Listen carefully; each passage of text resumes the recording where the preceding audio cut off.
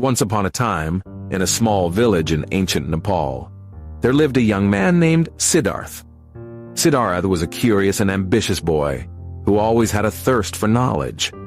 One day, he heard about a wise old Buddhist monk who lived on the outskirts of the village and was renowned for his profound teachings on the power of silence.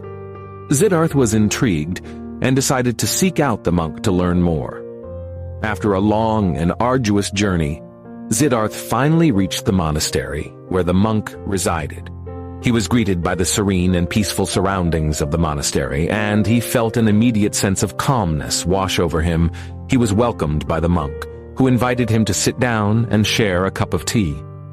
Over tea, Siddharth asked the monk to explain the power of silence to him. The monk smiled and said, "Silence is the key to unlocking the mysteries of the universe. It is in the quiet moments that we can truly connect with ourselves and with the world around us." Siddharth was puzzled. "But how can silence have power?" he asked. "Isn't power all about being heard and making your voice heard?" The monk smiled and replied, "Power's not just about speaking.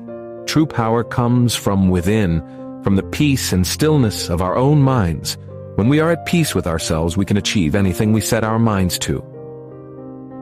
The monk then shared a story with Siddharth. He said, "Long ago there was a great king who ruled over a vast empire. He was feared by all his subjects, for he was known to be a ruthless and cruel ruler. One day a wise sage came to the king and said, 'Your Majesty, there is great power in silence. If you can learn to harness this power, you will be able to rule with wisdom and compassion.' The king was skeptical, but he was also intrigued. He asked the sage to explain further. The sage said, 'Your Majesty, when you are silent, you can listen to the voices of your people. You can hear their grievances, their hopes, and their fears. You can then use your power to address their concerns and make their lives better.' The king was moved by the sage's words, and he decided to give it a try. He began to listen more and speak less. He listened to the voices of his subjects, and he used his power to help them in any way he could. Over time, the king became known as a wise and just ruler. His subjects respected him and his kingdom prospered, all because he learned to harness the power of silence. Siddharth was inspired by the monk's story, and he realized that there was great wisdom in the power of silence. He decided to stay at the monastery and learn more from the monk.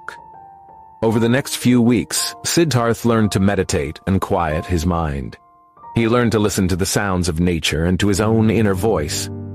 He felt a sense of peace and clarity that he had never experienced before.